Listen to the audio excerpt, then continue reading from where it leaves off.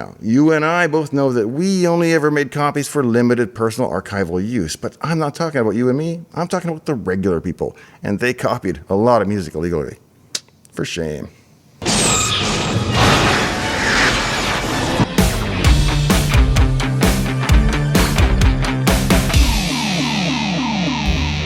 Hey, I'm Dave. Welcome to my shop. Did you know that Sony once shipped a Rootkit on 22 million copies of its own CDs? And what's even more surprising is that they did it completely intentionally in order to hijack the operating system, install their own DRM code, phone home about your listening habits, and then hide it from not only the users, but even Microsoft themselves.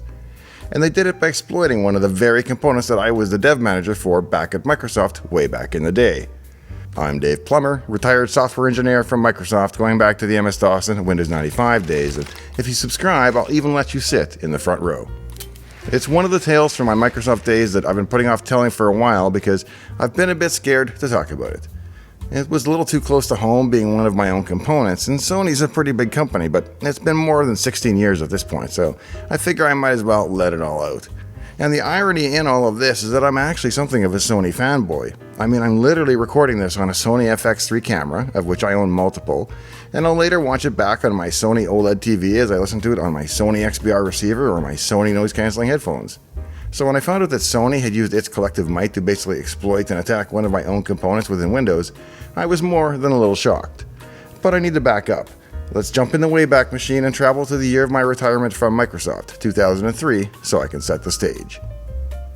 Now, when it comes to a huge project like Microsoft Windows, ultimately every component needs to have an owner. There was even an Excel spreadsheet somewhere on a server that listed each component to the operating system and its owner, along with their name, email address, and sometimes even their home phone number in case of emergency, like if it was an important component, such as the thread scheduler or the heap manager. Some components are not under active development anymore, but they still need an owner assigned to them in case something comes up with them. So for example, I might own Task Manager and Product Activation and even the Shell copy engine and stuff like that, all of which are generally getting feature work or changes made during the current release. But at the same time, I would be assigned a number of what I'd call legacy components, just for the sake of them being able to have a responsible adult's name assigned to them. So I wound up owning things like Calculator and CD Autorun. And those of you who know a little bit about the Sony Rootkit probably already sensed where this is going, and that it has nothing to do with Calculator. And you're right. As an aside, you might think that owning something like Calculator would be dry and boring, and it probably is until one day when someone finds an edge case bug and Calc returns a bad result.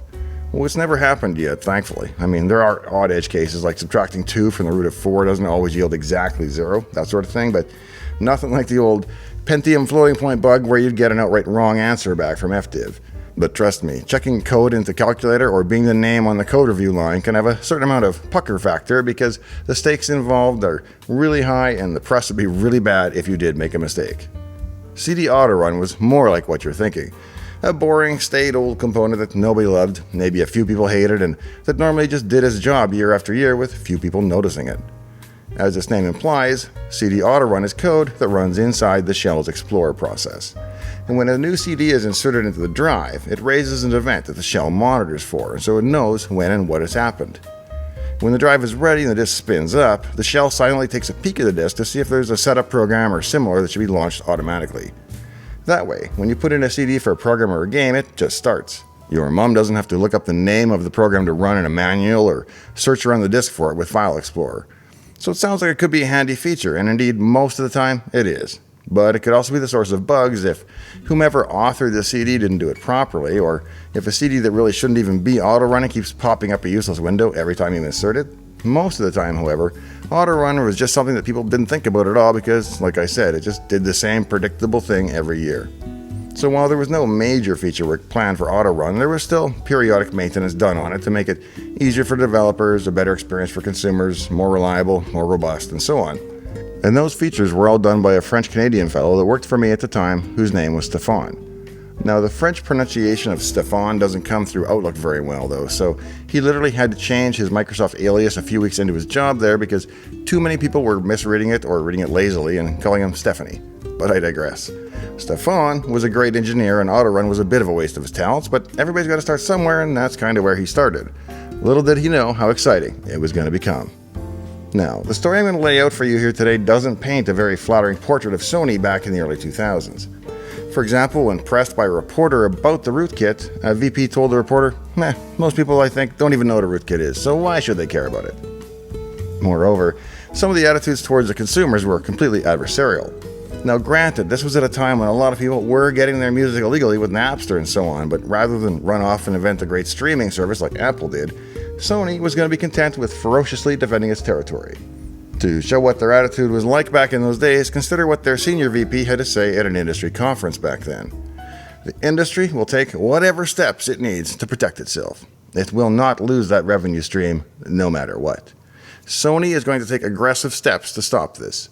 We will develop technology that transcends the individual user. We will firewall it at the source. We will block it at your cable company. We will block it at your phone company.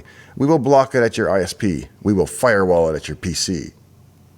We shall fight on the beaches. We shall fight on the landing grounds. We shall... here's I just getting into it, but I should stop. Now, it's never a good sign when a company sees their very own customers as an existential threat and decides to go to war with them. Where's the love, Sony? Now, how did we get to this place? What had Sony so backed into a corner and afraid that it started drawing up battle plans? In 2 words, Napster and DAT. Although DAT is an acronym for 3 words, so that's 4 words, but never mind. Napster is really a subject big enough for its own video, but in summary, it was a peer-to-peer MP3 sharing system where you could find pretty much any and all music, all free and completely in violation of pretty much every law and moral principle out there. There were 2 primary reasons, I think, that people resorted to such piracy. The first was the legitimate need to make a backup of your CD or to get a decent copy for your car, something I think you were always entitled to at least one of. And the second is something I'll call the collector instinct. It's something I've seen people do with pirated software as well. Once people start to build a collection, they collect just for the sake of collecting, and they mentally keep score by the size of their collection. They collect music or software and they store it and catalog it even if they never listen to it or play it. So there was that. But the first reason, that single legal copy issue, became suddenly much more important with the release of digital audio tape, commonly known as DAT or DAT. I'm told that you've always been allowed to make 1 copy of your media for personal, non-commercial purposes. And when people were using analog audio cassettes, which were generally fairly poor quality and got worse with each use or even just over time, the industry didn't mind as much. CD was so much higher in fidelity that people would continue to buy CDs even if bootleg cassettes were available just because CD quality was that much better. But with DAT, that was suddenly no longer true. DAT can run full 16-bit samples at 44.1 kHz, the same as a CD, so it's able to make a perfectly lossless copy of a CD. And you can make a copy of the copy, and a copy of the copy, and a copy of that copy, and even that will be literally identical to the original CD. This was the industry's greatest fear come true. Perfect fidelity copies of copies with unlimited generations. Now, the first serious proposed solution was known as copy code, and it was basically a notch filter detector. The content would be mastered with a 3.8 kHz notch filter applied, and DAT machines would be required to include a chip that would detect such material and then refuse to copy it. There was only one major problem. You could hear the difference with the notch filter, and many will tell you that it wasn't subtle. And reportedly it was not even that effective either, so people pushed back hard enough that it ultimately killed the proposal. Things then settled down a bit when Sony bought CBS Records because now Sony was both a record label and a maker of DAT recorders. The next, perhaps more reasonable approach then was a serial copy management system that prevented digital copies of copies. It was enacted by Congress in 1992, and it also imposed taxes on blank CDs that could be used to store music. So that meant there would be a difference between data CDRs and music CDRs, and the taxes on music blanks were high enough that they were close to the price of buying a pre-recorded CD from a music store. What rendered it all moot, however, was effective lobbying by the computer and electronics industries that exempted personal computers from the act. It would actually mean that if you bought a blank music CD to duplicate a pre-recorded CD in a home theater machine of some kind, it would run you perhaps $15. But if you did it on your PC, you could do it for $1.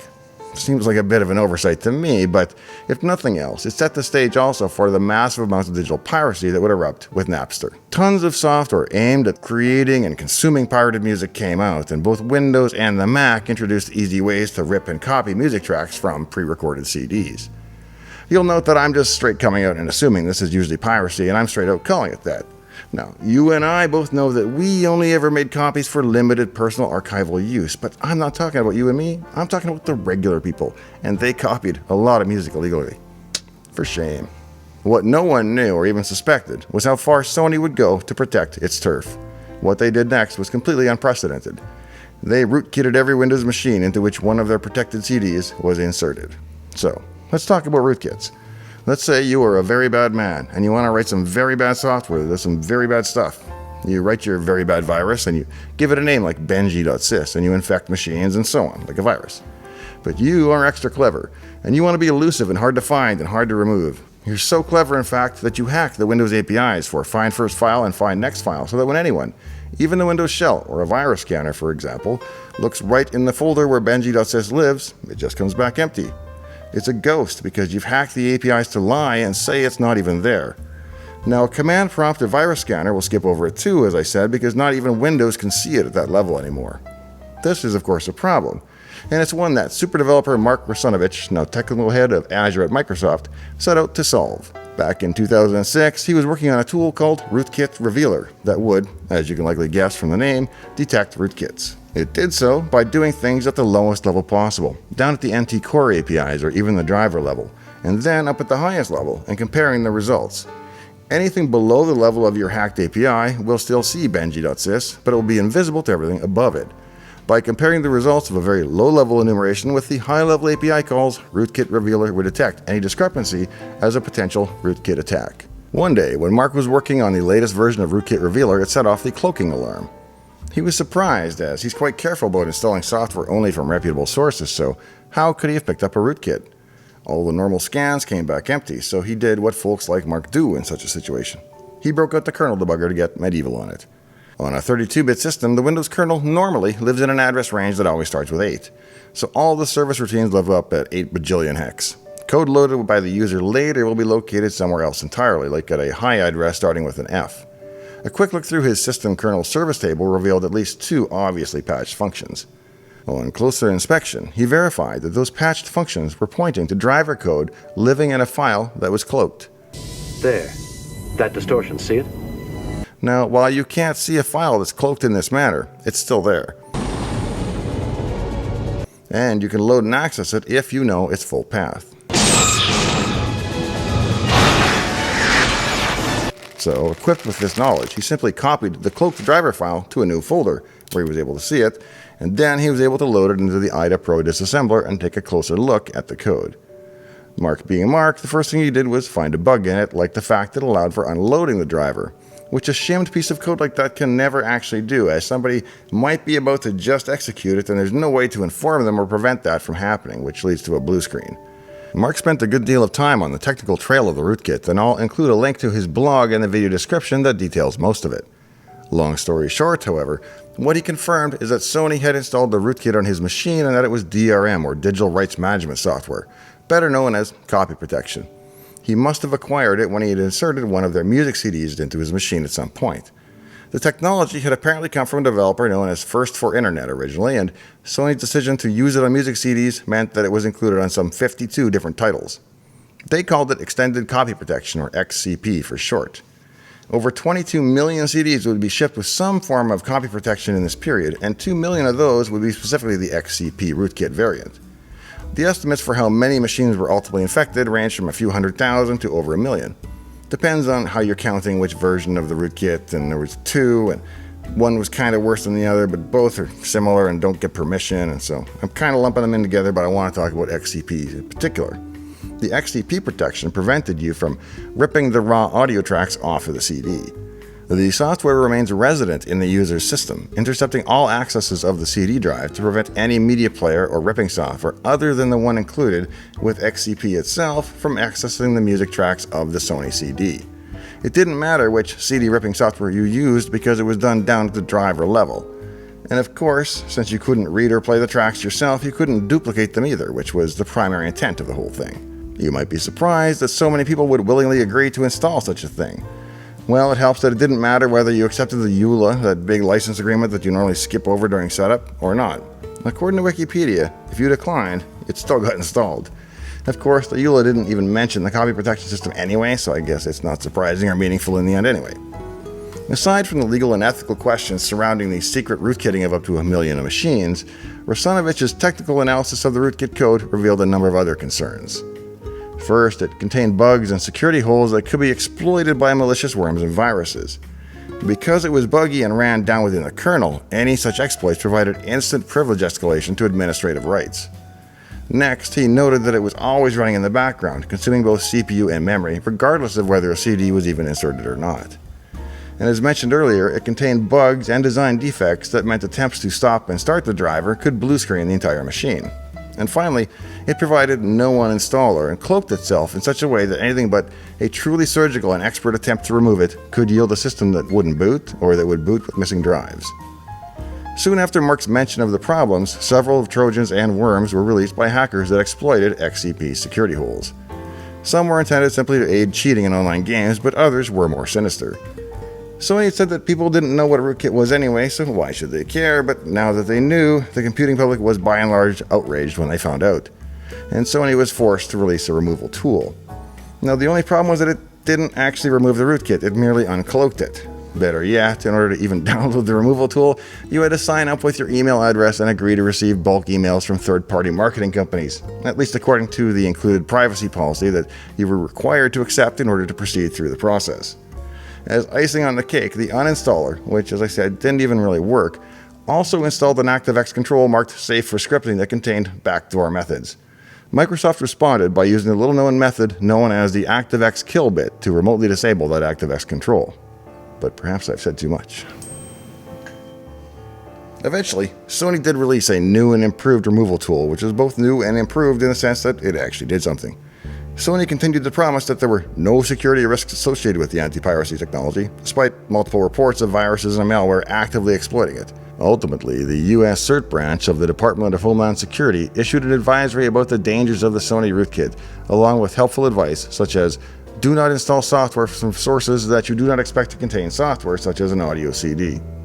It's a bit maddening given that it was effectively a silent drive-by install once you got the setup rolling and none of the users had any idea that they were even installing it. But soon after, the lawyers rode to the rescue. New York and Massachusetts issued advisories, and the state of Texas sued Sony BMG, and multiple class action lawsuits were filed against them in New York and California. All this unwanted scrutiny revealed other problems as well, such as the fact that the Sony rootkit had included open source software such as an MP3 encoder from a software publisher that was actually GPL, they believe, and they didn't follow the license agreement in any way. By now, Sony was in enough hot water that it had to capitulate. They settled most of the legal actions. Now, you're too late to submit a claim now, but if you had in time, you could have received $7.50 and one DRM-free Sony album of your choosing. Sony pulled all the remaining XCP titles from the shelves. As I said, I'm quite a fan of most Sony products, and I'm guessing there must have been a massive cultural shift in the days since this all happened, which was back in the 2005 to 2007 timeframe. I don't think they would have survived otherwise. Which executives remain from those days, I have no idea, but for those that do, I hope and assume that their attitudes towards the consumer have evolved a bit. The XCP protected CDs plainly carried the XCP logo and carried an explanation similar to the following. This CD is equipped with XCP copy protection technology, preventing the downloading or burning of the musical content. One thing you can be sure they all did have in common was that they lacked the official CD logo because their wonky protection format didn't comply with the official CD standard known as the Red Book. Could you get infected by it today? Well, you'd have to have a 32-bit version of Windows, but believe it or not, if you did, you still can. On a current 32-bit build of Windows, you'll be prompted so that it can't do a drive-by installation on you. But if you press and go on and go through the steps, it will indeed install. Unfortunately, when I saw somebody try, their system would no longer boot for some reason, so I don't recommend you try it, even out of curiosity. One good thing did come of all this. I think the public got its first taste of music DRM, and it was such a bitter pill that it really laid the groundwork for the music streaming ecosystems like Spotify and iTunes. The notion that we were going to buy and collect individual DRM'd audio tracks just wasn't going to happen. The big services provide, by and large, every song you want online, and you can play your own local tracks for content that you own that they do not have. In so doing, they address both sides of the coin that we talked about earlier, the legal backup copy issue and the collector instinct. That's because not only do you get essentially infinite copies of your music, but your music collection is also essentially limitless in size. As long as the subscription costs are fair, it's a great solution for everyone. Certain types of artists don't fare as well with streaming revenue as they did with album sales, but it opens up the doors for others, and the world keeps on spinning into the futures, Steve Miller would have said a long time ago. If you enjoy this kind of industry tale told from an insider perspective, I'd be honored if you consider subscribing to my channel so you don't miss future episodes in the Windows War Stories series. And check out the playlist for prior episodes. I don't have any Patreons and I'm not selling anything. I'm just in this for the subs and likes, so please be sure to leave me one of each before you go. Now, actually, I am selling one thing, but I don't keep the profits. That's the classic Dave's Garage mug available in the channel store. Any and all channel profits from views and merchandise in calendar year 2021 are being donated to the UW Autism Center, so grab a mug where the satisfaction of knowing that you helped a kid is absolutely guaranteed to make your coffee taste better. Not a guarantee. Thanks for joining me out here in the shop today. In the meantime and in between time, I hope to see you next time, right here in Dave's Garage.